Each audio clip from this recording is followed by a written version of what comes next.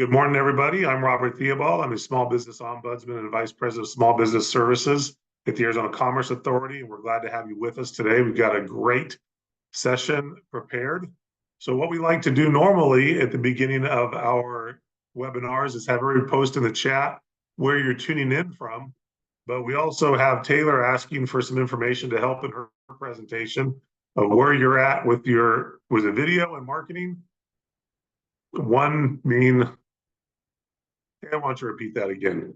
We can post in where you're tuned in from, and on a scale from 1 to 10, 1 being I have never posted a video, 10 being I post every single day, what is your experience with video marketing? All right, so we got some Scottsdale, got some Tucson, we got some people that are 2 to 3s on the videos. Got a never made a video. We got Gilbert Dubach. All right, art gallery, a few videos. You all are going to learn so much. So videos, teen life coach, 5. All right, I got some interior design, succession planning, downtown Phoenix, Phoenix Tombstone, New York, and never made or posted a video. Tucson, Phoenix, Goodyear, Mesa, Yuma. We got Bryce posts every day.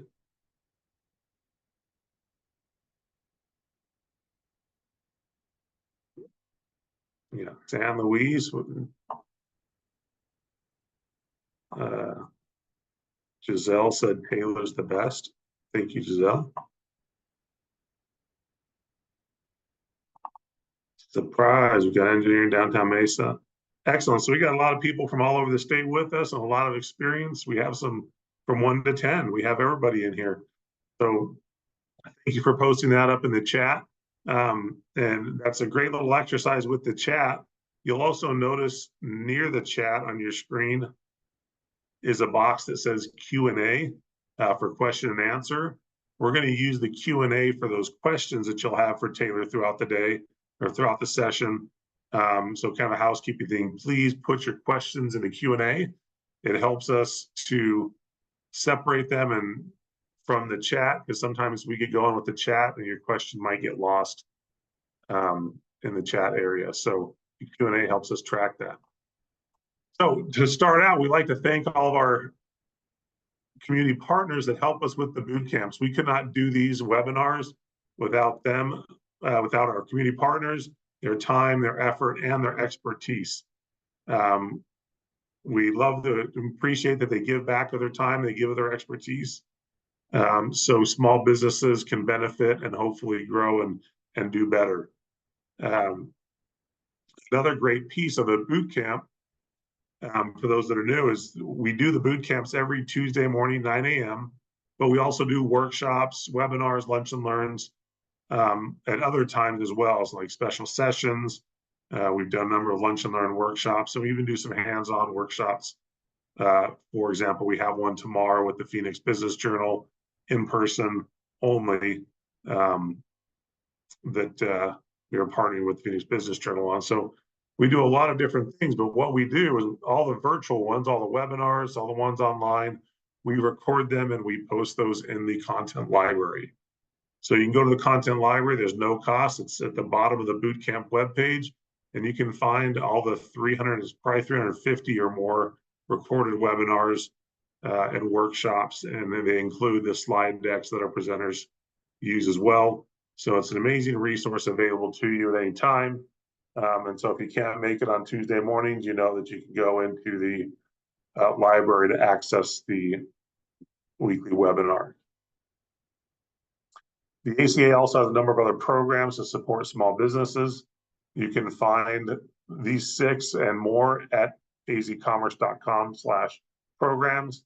We are here to help support all our small businesses throughout the state. One key program that I always like to talk about, because we have a lot of new entrepreneurs and businesses that are looking to expand and grow, I'd like to talk about the Small Business Checklist.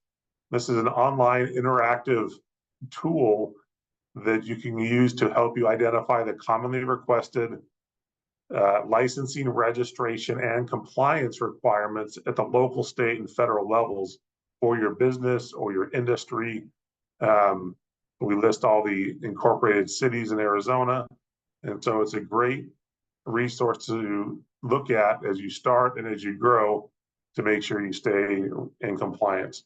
There's also a lot of other information that helps support small businesses as you're starting and growing that you can find on the checklist. If you scan that QR code, it'll take you to the checklist page. You'll also find on there our virtual assistant, Sally. Please take advantage and give Sally a try and provide feedback. The feedback that people, when they use our virtual assistant, the feedback that you provide helps us make Sally better. And so we want to make Sally an awesome tool as well to complement the checklist. So please check out that option. Also, some quick small business updates. So we are working with Prestamo CDFI on a federal program called the State Small Business Credit Initiative Technical Assistance Program. And as a small piece of that, Prestamos is doing workshops around the state. They will do at least one in every county over the next many years on the Funding Your Dream workshop. It focuses on how to fund your business and the different types of funding avenues that are available. And so next week, there are two, one in Cochise County and one in Graham County. One in Cochise County is in Sierra Vista, and the Graham County is in the Safford Thatcher area. Those are on Monday, August 19th. Two different presenters, so we're not going to try to get the presenter to travel from Sierra Vista to Safford in an hour and a half, but they are both on the same day. And there's more, so we're going to post the link for these in the chat. You can access those. We encourage, if you're looking to understand funding your business a little bit better, we encourage you to attend this workshop. There's no cost and no commitment with it. It's just it's an educational piece to help you understand and navigate the funding piece for your business as you look to start and grow. And then on September 20th, it's a Friday, we have the Women's Business Summit presented by SCORE and the Women's Business Center. It's going to be at our offices here. It's an in-person workshop, and there is a registration and a slight fee, but SCORE is hosting that, and we are supporting with our conference space. So we're glad to have that on the calendar. Another piece that we don't have on here, but I do want to share, if we have any early venture stage businesses, tech businesses that are looking to grow and scale, the Arizona Innovation Challenge application is now open. It's a yearly business plan competition for tech businesses. So you can find that on our website under Arizona Innovation Challenge and get some information there. I know they have some workshops planned to talk about the program, but it's a really cool business plan competition. Some of the upcoming sessions, we have a great lineup through the end of the year, but these are the next three. So next week is we're trying a different format with the boot camp. So it's going to be a very interactive digital marketing Q&A session with one of our expert marketers. So please join us for that, and you'll be able to submit some questions ahead of time and in real time as well. And then the following week is Control the Chaos of Entrepreneurship. Our presenter is going to talk about their experience of starting and exiting some startups and how to control all that stuff that you have to do. And we know that small business owners are in charge of everything, and that can become quite chaotic as you just want to do what you focus on. So this is going to hopefully help you understand how to control that chaos. And then we're going to have social media one on how to unleash the power of social media for the holidays. Why are we talking about the holidays in September? Because we want you to be able to plan properly to leverage the holidays if that's a key part of your business, or if it's a slow time in your business, how to leverage that time to help your business as you lead into 2025. So a lot of great sessions. We hope you can make those, but again, they'll be in the content library if you can't. But with that, we are going to jump into today's session. I've already talked too much. I'm digging into Taylor's time. So today we have Taylor Wellman back with us. Taylor's been one of our great presenters. She's an expert in video marketing. And she's been with us for almost the whole 4 years of doing these boot camps. And so we know she does good work and is able to teach it. That's one of the great parts is she can teach it very well. So with that, Taylor, I'm going to stop sharing my screen and turn it over to you. And again, just remind everyone to post your questions in the Q&A. Excellent. Well, thank you so very much again for having me. I love partnering with the Arizona Commerce Authority, and I love being able to be here to help you. So as you saw, I am Taylor Wellman. I am owner of Financial Potion Video Marketing Solutions since 2014. And today we are going to be talking about how to master video marketing to unlock strategic success with expert techniques that I'm going to share with you today. And I am still a bit of a recovering East Coaster, so make sure you locate that Q&A button and you post your questions in there because I may be speaking a little fast in order to get through all the content, but don't worry, it's being recorded. You can go back and look, and I'm trying to make sure I have enough time to answer all of your questions. So let's just get right to it. The first thing that we're going to talk about is pre-production. I don't feel that enough people think about pre-production, and really it's the best way to organize your thoughts, organize your mind, have a plan, so that way everything you do is strategic and you're not wasting time. And so you want to, measure twice and cut once. You might see some videos throughout this presentation, but there isn't going to be any audio with the video. So don't worry, don't check your speakers. Everything is fine. I only have videos for support, and I'm going to be the one providing the content. And so this is just showing you, we want to measure twice and cut once. And that's why you want to plan the types of videos you're going to be producing. First, introduction videos. You want to have an introduction video to share who you are, what products you provide, what services you provide. Many times these introduction videos are going to be that first impression that people have. And notice I say videos. You may want to have more than one introduction. If you are someone who has multiple different services or multiple different target audiences, you want to have an introduction video for each target audience or each service or product that you have. Now, testimonials, those are that third-party validation that your products and services are as good as you say they are. Third-party validation and testimonials, word of mouth, is one of the oldest forms of marketing, but it's still one of the most reliable. Why do you think we look at reviews on Google? Why does Yelp even in existence if we didn't care what other people experienced? And so testimonials and reviews are super important. We're also going to talk about SSME. Those are search and subject matter expert videos. And so those are going to be the videos that you're going to be regularly posting on your social media account. They're going to be the ones that you are going to be staying in front of people, showing that you're the subject matter expert and that you provide value. Providing value is the new viral. People will share videos that provide real information. And so make sure that you are sharing information and showing your expertise as a subject matter expert in your SSME videos. We also want to show some seasonal and random fun to show that you have a personality, to show that you have a pulse on reality, and show that you are aware of what's going on. These aren't things that you always have to do, but something you can keep in mind. And then you could also consider doing long form podcasts and shows in order to have more collaboration and dive deeper into topics.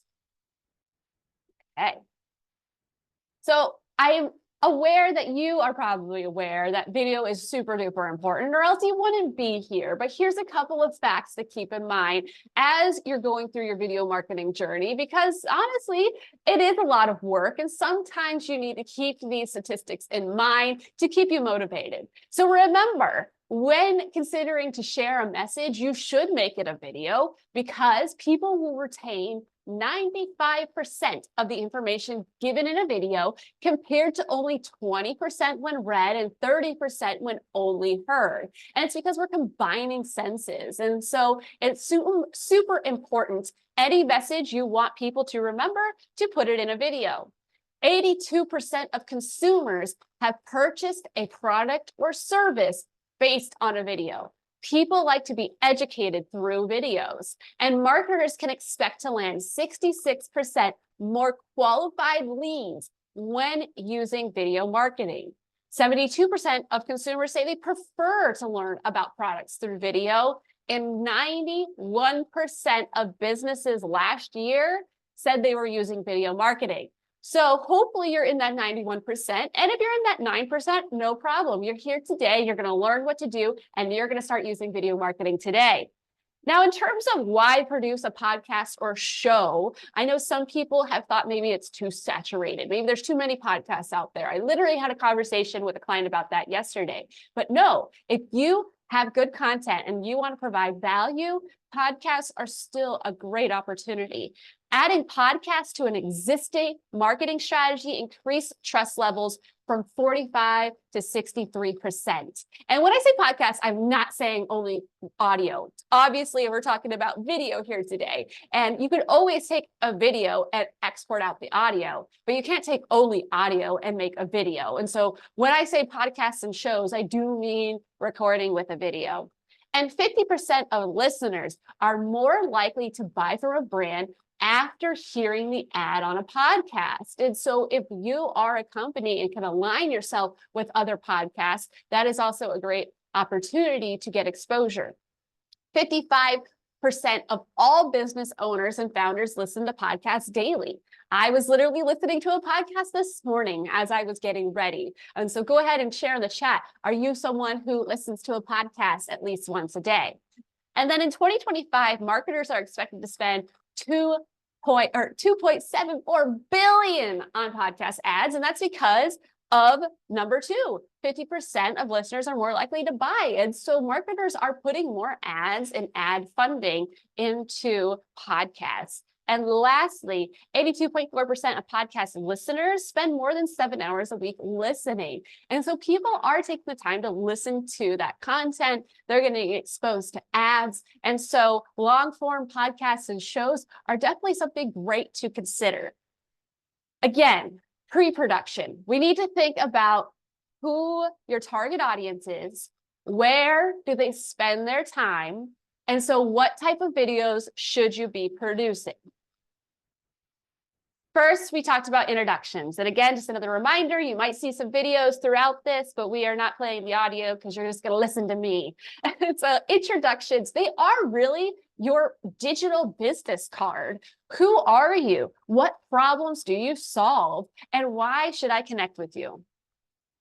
And so here are the great 8 questions that you need to answer to have a perfect introduction video. The key is to try to answer these questions using just one sentence. So, what problem does my offering solve? People are online looking for solutions. That is the #1 reason they are searching how to XYZ. And so make sure you are answering right away in the beginning of that introduction script, what problem does your offering solve? Now, what are you offering and what are you selling? Why is it worth buying or trying? Is there a guarantee, a trial period? Is it no risk? Is there a free consultation? And now, who are you and what are your credentials? And for those who are just starting, I know sometimes they get a little nervous of, well, I just started this year. I don't really have many credentials. So share then, why do you have a passion for this industry? Everyone has a choice to make, and they could be doing so many different things. You could be a nurse or you could be a firefighter. Well, why did you decide to go in that route? And people want to connect to that passion and that energy. So share the story of why you have a passion for that particular industry. And then who is your target audience? Not only is this an opportunity to validate that you are the right fit for them, you want to make sure that person watching the video is the right fit for you. And so make sure you educate, who is your actual target audience? And then who are my competitors and how am I different from them, or what makes me unique? I am not saying to bash the other realtor down the street. We do not want to do that. We do not want to be mean. However, you can still speak to what makes you unique. Do you over communicate? Do you create listing videos for all of your listings? For us, we always kind of speak to being from thought to distribution. There are a lot of video marketing companies that will produce a great video, but then they kind of wish you good luck at the end of it. And so think, what are those areas? What are those value propositions that you want to share that makes it unique to you? And then what resistance or objections do people have with your product or services? Think about your sales calls and your sales meetings. What's the number one objection that you always hear? Maybe it's based on price. Something might take too long. Whatever it may be, go ahead and present that in your introduction video. Validate their feelings and then explain why that shouldn't be a concern. It's just going to alleviate people's stress before you even get into that actual sales call. And then lastly, when, where, and how do people take action? This is your call to action. That particular question needs to be in every single video you produce. We always want to put people into action after educating them about a solution. And then the bonus for this particular introduction video is if you can insert a testimonial. Again, third-party validation is the most reliable form of marketing. People trust other people. Even if we don't know them, we trust their experience. And so add a testimonial, the person actually talking, not just what of our clients said. Have that actual client there sharing their story. And then you could also use ChatGPT to really help you formulate this full script. Go ahead, answer all these questions using one sentence, then use ChatGPT, put all the answers into there. And I know for some people, it's hard to only write one sentence. So if you need to, data dump, go ahead, answer the question fully. Then go to ChatGPT and say, using these prompts, make a 150-word script. 150 words on average is 1 minute, and the average retention rate is about a minute. And so you want to make sure that you are keeping your videos shorter. As people invest into your business, invest into your products or services, you have the opportunity of going longer with the content. But for these introduction videos, really try to stay within that 60 to 90 seconds, and ChatGPT can really help you put the words all together and formulate it in a way to stay within that time frame. So the next thing to do, as I mentioned, and again, we're not having audio on the videos because you're just going to listen to me, is testimonials and reviews. And you can see here that there are two different styles. We have our vertical portrait and we have our horizontal landscape. One of them's used for social, while the other ones were used for the website, hence the need for closed captions throughout and then not closed captions throughout. And so through this presentation, right now we're still on pre-production talking scripting, but here are other things just to visually keep in mind. So your testimonials. What are the questions that you should be asking your clients and customers in order to get a quality testimonial? Now, we want to tell a story. People love stories. And so the first question is, what is your name? And, who are you? Let's have a nice introduction. Who are we listening to? And if you are someone like myself who is B2B, so only work with really business owners, it's a great opportunity for that business to also kind of toot their own horn a little bit and talk about themselves. And then, how did you get started working together? What was the problem? We want to present what the problem was. My internet speeds were so slow and I had no idea why until I reached to ABC IT company. My dog would always jump on people and would always make guests feel nervous until I found ABC dog training. And so have them present the problem, because people watching the video are going to be able to connect and say, I have the same problem. Maybe I'll get the same solution.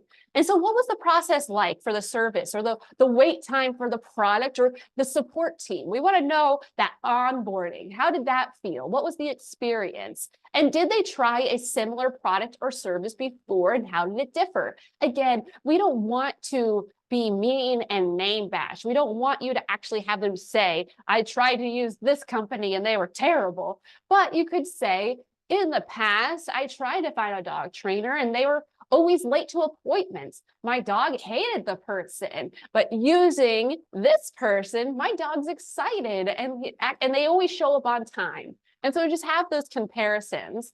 And then what were the results? Discuss anything tangible in detail. If you're a personal trainer, how many inches did you help them lose? If you're a financial, well, that doesn't quite work for financial advisors, unfortunately, because of regulations. So you got to look within your industry and check your compliance. But for a realtor, how long did it take you to sell the home? How long did it take to find your perfect home? For skincare, estheticians, did you help clear the skin and how long did it take? And so think about what are some of those tangible details. And then number 6, the reason why that's in blue is because if you're working with people who are super duper busy and they don't really have time to answer all these questions on a video, at the very least, make sure they answer this question. Why would you recommend them? Well, would you recommend this product or service and why? You want to make sure that that testimonial restates your business name or your name, say they would recommend, and then answer why. You can get away with having a testimonial video by just answering this question. And most of the time, what we do for people is we will have their testimonials answer all the questions, and all 6 questions would become like a full-size testimonial video. And then you can take just question 6 for social media. That way, it's just a short 15-second video that you can use on social while having that full testimonial for your Google profile, for your website, and for YouTube. Now we're going to talk about SSME. These are search and subject matter expert videos. This is going to be primarily what you're going to be sharing on social media because, again, we want to provide value. We want to show people what we do, and we want to give people information. Value is a way to connect with more people, and value is the new viral. And so you would want to go through and think, what are the different types of videos I can do to be a subject matter expert? So what is on your FAQ page? Your FAQ page is a goldmine for content. Every single question on your FAQ should become a video. And then what are you getting hand cramps, just retyping all the time? Or what are you feeling like a broken record, just saying over and over again on the phone? That's a cue that that's a question that a lot of people are having. And so if you don't have an FAQ page yet, write those elements down. I personally have a Google Doc file where anytime I get an email that is a question, I will then put that question on that document. So then when it's time to do internal videos, you can go to that document and see what questions people are having. And to be more successful in such a busy world, you want to plan production days and then capture multiple videos. Don't just do one video at a time. That's really going to take a lot of time. Think about batching your production so you have more videos done and you can stay consistent. Consistency is key. Algorithms across all social platforms want daily posting, but at the very least, you should try to post once a week. And the key is to have it be quality in terms of value. So don't just only post salesy things. You really want to come in with value. And then what are industry definitions? You know, you're so involved in the industry, you're so in the weeds. You may think, well, everyone knows that, but no, not everyone does. Like we'll say things like, oh, we'll add some B-roll to that, only to find out years later that people really don't understand what B-roll is. And so it's great to educate people what your industry terms are. What are processes like? So again, if we're talking about like selling a home, what are the various steps to selling a home? And each step can become a video for you to share on social as well as in emails to your clients. What's seasonal and what's trending? That is, again, showing that you have a pulse on reality and you know what's going on. And then how long should the videos be? That is always a question we have. I mentioned before how the average retention rate is about a minute, but depending on the video can depend on the length it should be. And the other question I have is, should it be landscape, horizontal, or should it be portrait, vertical? Another question everyone always has. That's where the social media distribution roadmap comes into play. You always want to think, and again, this is still pre-production. We haven't even started recording. We need to think, where is our target audience? What types of videos produce the best on those platforms? And then make your plan in order to get them. And so you'll notice that on this particular roadmap, there's only a 1 and a 2, and the rest are not numbered because the rest are optional. No matter what your industry is, no matter what your product or services are, you absolutely, number 1, need to make a video. And then number 2, you do need to upload and search engine optimize your videos on YouTube. They're considered search engine optimized if they get an 80% SEO score or better. So with that said, we always advise that you record as a landscape, so horizontal, like how you see me right now, and then edit for vertical.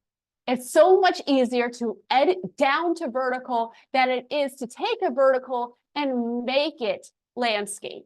And so think about how you're looking at me right now. It is landscape, it's horizontal, you can see all of me. However, if I wanted to have a vertical version, we could literally just have me. And so it's a lot easier to edit that way. So now, hopefully you've written your scripts, you planned your production day, you know the types of videos you need to produce, which ones are going to be full-length horizontals, and perhaps from those full-length videos, which ones you're going to trim down for vertical. Now we need to think about some equipment to consider to enhance your image and sound. And these are going to be consumer friendly, both in operation and in price. Because if I was going to suggest spend thousands of dollars in equipment, it's better just to hire a production team to do it for you. So let's first talk about your phone. More than likely, most of you are going to be utilizing your phone as your camera. And my goodness, in the last few years, how good the camera phones have gotten. It's amazing. So first, let's talk about 30 frames per second versus 60 frames per second. So these are frame rates. And 30 frames per second is typically what you're going to want your phone set to when you're doing talking head videos like this, or if you're doing an interview. 60 frames per second is a great option to choose if you're getting B-roll. So I mentioned B-roll a moment ago, and I didn't define it. So what B-roll is, it's that secondary footage that you could use to accompany a voiceover or to put on top of a speaker. The best example of it is when you think of watching the news and they're talking about the gas prices going up, and they cut to a shot showing a person, putting the gas into their car, or the scrolling numbers going up. That secondary footage that supports what's being said is called B-roll. So typically we like to record our B-roll in 60 frames per second because that allows us to have our flexibility in the edit to slow down the footage for a slow motion, and it looks nice and smooth. Now, in terms of what resolution to record your videos in, at the moment, most online platforms are still really only producing and showing back 1080 footage. That's full HD footage. You can upload in 4K, but unless you're watching something from a 4K TV, it really doesn't make a difference. And so what we advise is that you record your footage in 4K or larger if able to, and then edit down to that full HD or that vertical 1080 by 1920. By recording in 4K, you're just going to get more flexibility in the edit. Well, really, you have two angles in one. If I was recording this in 4K right now, and let's say I stumbled on my performance, I can easily do a second take and cut to a close-up. And it would just seem like we cut to a close-up for emphasis, and it wouldn't degrade the quality when you're exporting in HD. I know that this is a little technical, so if you have questions, again, locate that Q&A box and we'll make sure to answer them. So once you determine, again, what you're going to record, we want to make sure that we're keeping the footage steady. And so typically you are just going to need a basic tripod. If you're doing a talking head like I currently am, where I'm just talking to you to the camera, a basic tripod and a clamp just to hold your phone in place is plenty. You may want to consider getting a fluid head if you're going to be doing any panning, so that's going from left to right, or tilting, that's up and down. A fluid head would make sure that those movements are fluid and not jagged. You also then, again, want to have a clip to hold that cell phone, and the price can vary. I've actually seen prices as low as $25. So I love to support local when can, but Amazon definitely has some really good deals, and we have links to equipment we recommend on our website. For those who want to walk and talk, you may want to consider getting a little gimbal. This would allow you to do tours. If you're a realtor, touring a home, if you have a venue, touring your venue, anything where you truly want to walk and talk, you want to have a gimbal, so then that way it stays steady and it's not like Blair Witch Project all moving around and crazy. Now let's take a moment and talk about camera angles. So there's your interview angle, which is just looking slightly off camera, and you still see a lot of the face, but you're not getting that beautiful eye contact. And then there's the straight on, where you are giving eye contact. Unless you're doing an interview, I tend to like straight on eye contact. Let's think about the goal of video marketing. It's to build trust. It's to let people know who you are and how you operate and how you work, so they're comfortable when it comes time to actually working together. If I was doing all my videos like this, not looking at you, the viewer on the other side of the camera, you just feel like a little bit of a disconnect. It just doesn't feel as real and as authentic, and you don't build as much of a connection than when you look at the lens. And I know some people get a little nervous looking at that lens, that one eye staring at you. And so what I always advise is take a deep breath, roll your shoulders back, and then visualize your favorite people, your favorite clients, family members, children's, pets, whomever makes you smile. Think about them when you look into that lens, and then pretend you are performing to them. So we're going to do a little bit of a game here. So I'm going to show some angles, and then I want you to put G in the chat for good and B in the chat for bad, if it's a good or a bad angle.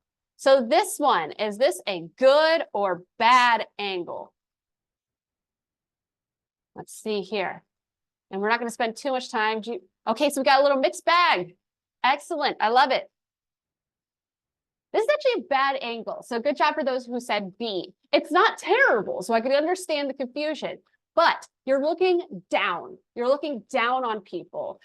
Think about body language. Body language is almost more than half of the communication that we give to people. And when you're looking down, it's a little condescending. And so you want to make sure that you have the camera angle actually slightly up. It helps with your posture. It helps with the presentation, and it helps you look at that audience in the correct way.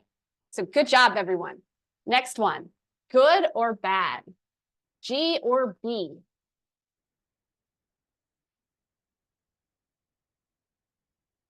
All right, good stuff. So this is a good. When you look at that camera angle, you can tell it's like right there at that eye level where that lens is, and almost slightly down. So then when she turns, when she's done, so she's doing an example, and then she'll turn and she'll have great eye contact with the camera, and it's at the right angle.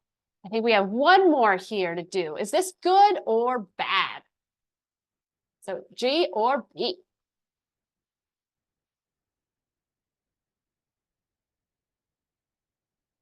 All right, good. I'm seeing a lot of G's. Good, because you can tell that his eyes are slightly upward. And so he's having an angle where it's making him slightly look up at the person. And that's what we want. We want to be slightly looking up. It keeps our neck nice and long. It helps with wrinkles, and it helps with angles just to look a little thinner. So always have things coming slightly up. And then that way too, they're not looking down on your viewers.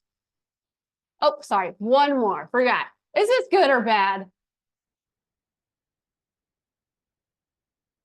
Excellent. People are staying awake. Yes, this is terrible. This is bad. That phone does not have a wide angle lens. And so, unless it's a newer phone that can give you that wide angle lens, it's just going to be showing just her vertical, but mostly staring at her midriff. And so we want to have that tilted up. We would want to actually bring that whole tripod up so she's just not looking down at people. That is a bad, bad angle. So thank you for participating. So once we know if we want to be moving or if we're going to be staying steady, we still need to make sure that our shot is well lit. And you have multiple options for that. For most people, a ring light is great. You could just put one ring light in front of you and you are fully lit. You get a beautiful catch light in your eyes. If you're going to be doing interviews, you may need to have more than one light. You can see here on the phone, you could have ring lights that are on your phone. So if you are choosing to do the gimbal route, you'll be able to walk and talk with light right there. And then these reflectors are really great if you're going to be using the sun, whether it is to block the sun or bounce a little extra light onto yourself. And so you want to make sure that you have even lighting. That means no harsh shadows. You may see online, some people want to be really cinematic and have split lighting and be super dark on one side, but this is for marketing. And this is where we want to be fully lit and not have those shadows. And also, you just look a little younger when you're fully lit. The cost can really vary, anything from like $20 to $800 plus. I know our lights are definitely in the thousands. And so really think about what you need for your situation. Again, this is where pre-production is so important. I mentioned how a ring light can be really good for people that don't have glasses. And it also is an opportunity to even just clip on your phone. So for some people, a $20 to $40 ring light may be all you need in terms of holding your phone and also having you well lit. But as I mentioned, those of you with glasses, we got to do a little extra work most of the time. That's when you need to have lights coming from both sides, because if we have just one circle light in the middle, what's going to happen? It's going to show up in our lenses and it's going to look very bad and distracting. And so you want to make sure that you have two lights. Now, if you are doing an interview or you really want to enhance the look of it, you may want to consider 3-point lighting. That's where you have a key light. So the C is a camera. To the right, we have a key light, a fill, and then a backlight to give you a nice separation.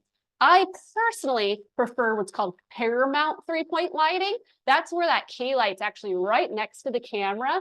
It makes a smaller shadow under your nose. So your nose doesn't look quite as big. And I like that. And so if you are doing a bit more professional of a lighting setup, or if you're going to be interviewing people, so having more than one person on camera, you may want to consider getting 3 lights to do 3-point lighting. And we're just going to have a real quick conversation about color temperature. When you're buying lights, you do want to try to get lights that are bi-colored or RGB. So then that way you can help it match the office or home that you're recording in. A lot of times we have, office lighting that may be a little on the red side. And so if you feel like when you walk into a room and it has a little bit of a red hue, that means it's Kelvin temperature. So the color temperature is a little on like the 3000 side. Versus when you're outside in daylight, you'll see that typical daylight's actually 5600 Kelvin. And so if your office has a lot of windows with daylight, you would want to make sure any secondary lighting you bring in matches the color that's already there. The importance of this is to make sure that your colors, your skin tone, whatever you're wearing, is the true color.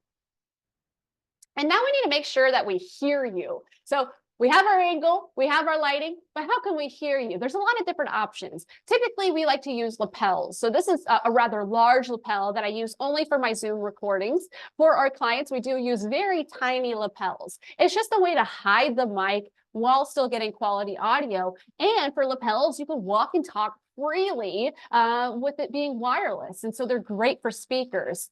For some things, we like to have a boom. I know for our studio location, whenever people are doing a talking head for studio, we set up a boom. They don't move. They're not going from one side to the other. They're staying pretty much in their space. And the boom gets a really great quality without showing any of the microphone or without having to do any special hiding of the mic. Some people like to have the mic in the shot, like a podcast. And so that is another option where you could just have a nice condenser mic right there. And other people like to do handhelds. So we actually use our handheld microphone a lot of times when we're capturing testimonials from people at events. It's something easy, you can hand it to them, but then that's going to be in the shot. So you've got to think again, pre-production, how do we want this product to look at the end of the day? And then there's editing. Editing is a whole conversation. So we're just going to kind of go through some of the basic tips that you need to know. And there's so many different types of products you can use and determine what's going to make the most sense for you. For me, I don't like using my phone. I try to just use it as a phone. And so I tend to use a desktop. We are on the Adobe Creative Suite, and that's what we typically use for our editing. And basically, you want to make sure for like social media that you're using closed captions. Now, 80% of the people on social platforms are watching videos on silent. And so you want to make sure that people can read along with you. And so make sure that you have closed captions. Tasteful transitions. That means crossfades. Don't do a page swipe. Those are way too old and dated, and it's just going to not give you the most positive light in terms of being professional. And then exit graphics. If you remember when we were talking about the introduction video and the questions to ask, the number one question is the call to action. How do you want people to take action? Put that in an exit graphic. Have a QR code.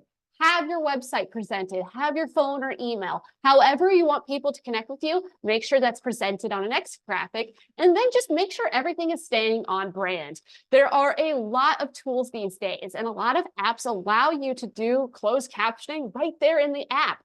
But a lot of times they'll default to just like a white text. And unless that is your font, and unless your colors are white, you're going to want to take some time to make sure that you are branding those closed captions to match your brand so everything is cohesive. Again, we have the video marketing distribution roadmap. You need to create your video, and then you need to make sure you upload and search engine optimize on YouTube. Everything after that is optional, but here's why you need to start with YouTube. YouTube is still the second most used search engine. People go on YouTube to find solutions, and it's been owned by Google since 2006. So Google does utilize a lot of YouTube videos in their posting when showing content, when people are looking for solutions. It's the second most visited website worldwide. Now, why should we consider LinkedIn? Who should be on LinkedIn? And these are just really snippets from a full presentation I have on the roadmap.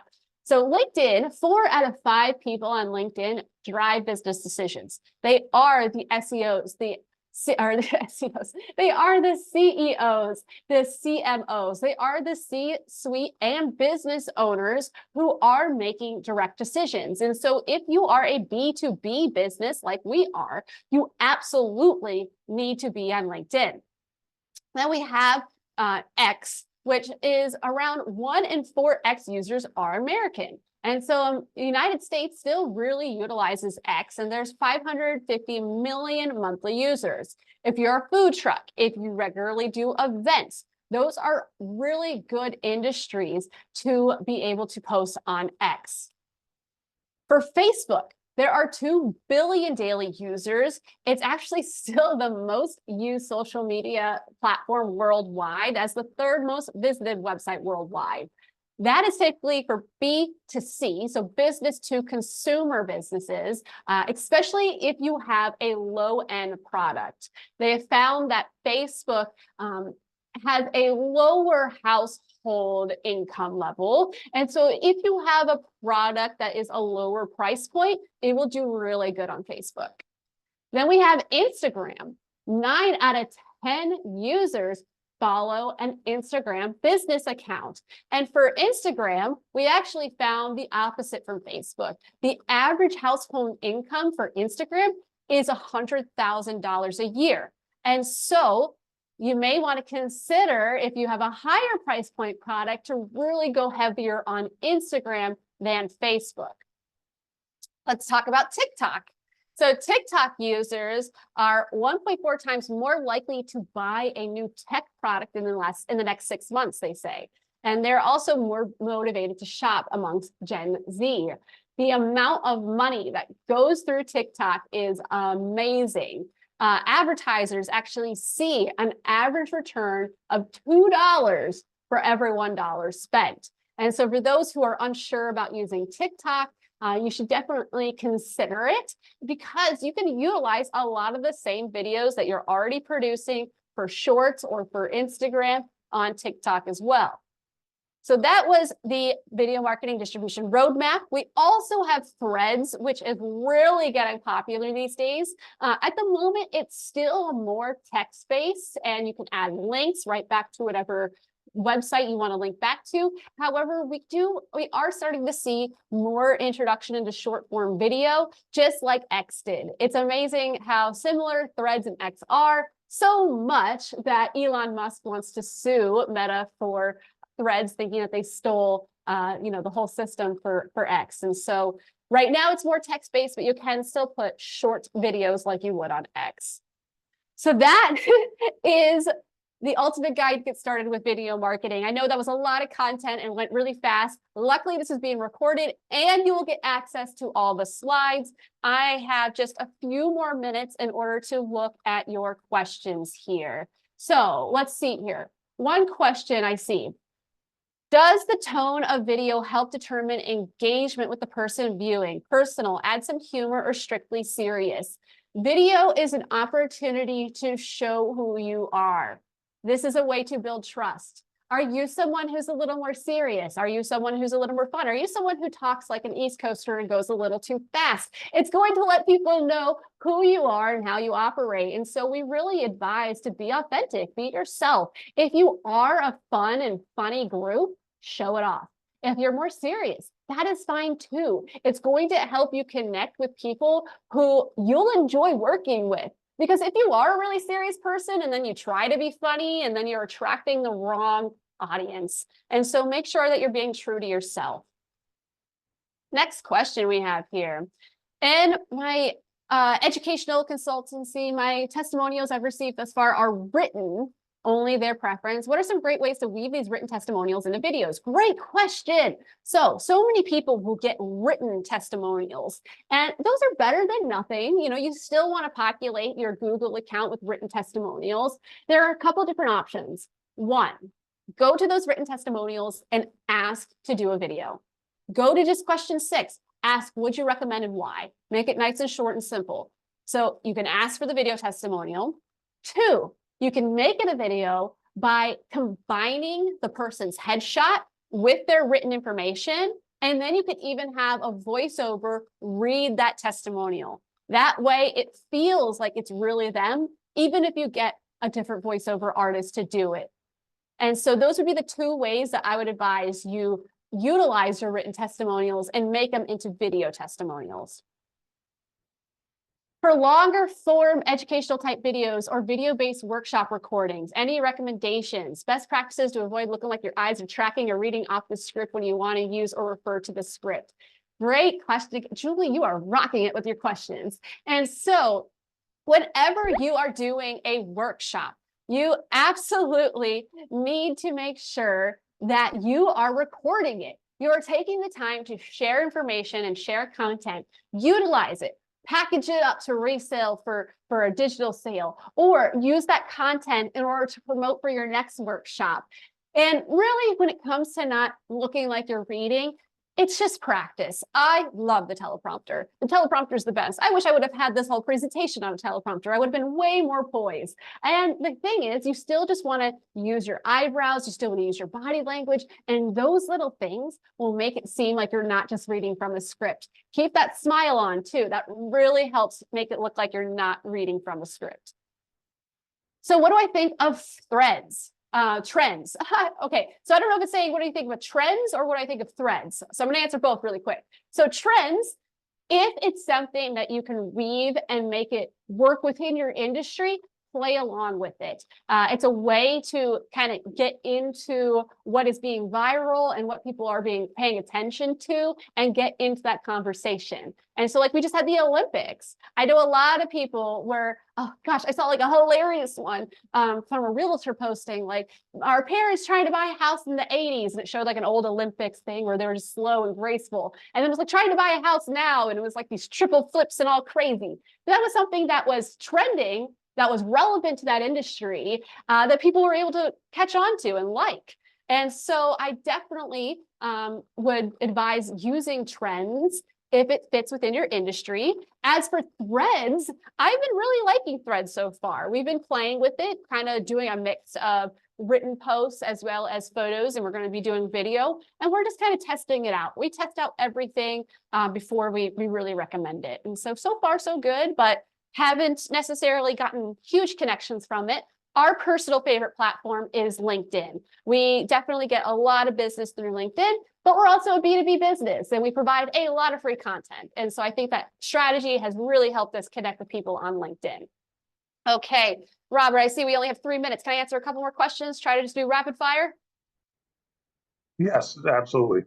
Okay, rapid fire. You thought I was talking fast to get ready now. Okay, what are your thoughts on GoPro as your camera and using their media mod for microphone and the light mod for lighting? Is it a good external mic and lighting? So I haven't used the newest GoPro yet. We've only used old GoPros, and we use them more for like action shots and so forth. And so I feel like that, Philip, maybe we could have a side conversation, and really you should be talking to Eric, my partner, because he is the technical genius. He is the one who says, we need to buy this product because of XYZ. And so we could definitely touch base and chat more about that.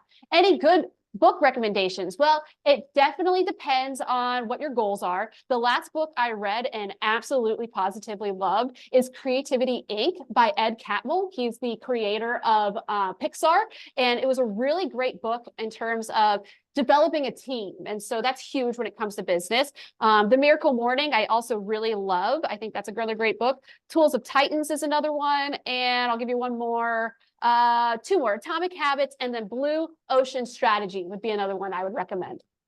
All right. Is there an alternative you would suggest for video editing besides Adobe? A lot of people absolutely love DaVinci.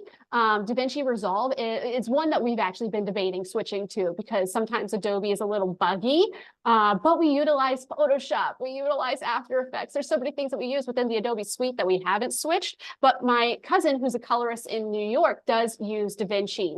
But there's also iMovie, there's Movavi, there's even just using apps within your phones. Okay, briefly discuss SEO. Do you have any recommendation tools that you can run your videos through this? Yes, so I would highly advise that you download TubeBuddy. It's a free extension you can add to Chrome, tubebuddy.com, also vidIQ. Those will help you with your SEO. If your business is new and you do not have testimonials, what type of video would you focus on until you get testimonials? So I would focus on creating those introduction videos as well as SSME. You want to show that you are a search and subject matter expert. So what value can you share? What tips can you provide? That is really going to be, no matter where you are in business, your main focus, honestly, for ongoing social media campaigns. Realistically, how much time per week does all this take if you're trying to do 2 to 3 posts per week? Well, my advice is plan a scripting time. That could be maybe an hour. Within that hour, you could script 5, 6, 10 scripts, even more perhaps. You might already have the scripts in your Q&A or your FAQ page. Then you'd want to plan an hour or 2 to do the recordings. And then you could plan an hour or 2 to do the editing, and then an hour or 2 to schedule everything out ahead of time. So really, you could get a month's worth of work done in a matter of maybe 4 to 5 hours. It's just about planning your time. And then last, I'm just going to answer this one last question that's on here, because I know we are at the top of the hour. Realistically, oh, that was the same question. So realistically, you need to spend about 5 hours a week, I would say, and delegate. Delegate what you don't like to do. If you don't like to edit, have an editing team help you with editing. If you don't like to do the video SEO, have a team help you with video SEO. If you don't like doing any of it, maybe you should just do the scripting, or maybe don't do anything and just find someone to help you. In business, we always need to delegate, and we need to add to our team to be more successful. Do I do web design? No, but I have a team that can help me do that. I don't even do half of our social media posts because I don't like being on social media. So our team does the awesome job. Think about, what do you enjoy doing? What do you not? And what is your area of genius? Awesome. Thank you, Taylor. That was a great presentation. We appreciate you being with us. You hit all the questions right before the wrap-up time. For those that are still on, note that we have a number of presentations from Taylor that dive deeper into different things like that roadmap you saw and other parts of it. You can find those in the content library. If you scroll through the thumbnails, you will see her little icon there of Financial Potion to help you find them easier. But again, we have probably another 4 or 5 different videos or recordings that Taylor's done over the last few years. So I wanted to highlight that. Again, thank you all for being with us. We appreciate you spending your morning. You can be elsewhere, but you were here with us, so thank you. And we hope to see you next Tuesday for our next marketing session. Until then, have a great week, and we'll see you soon. Thank you. Thanks for being here.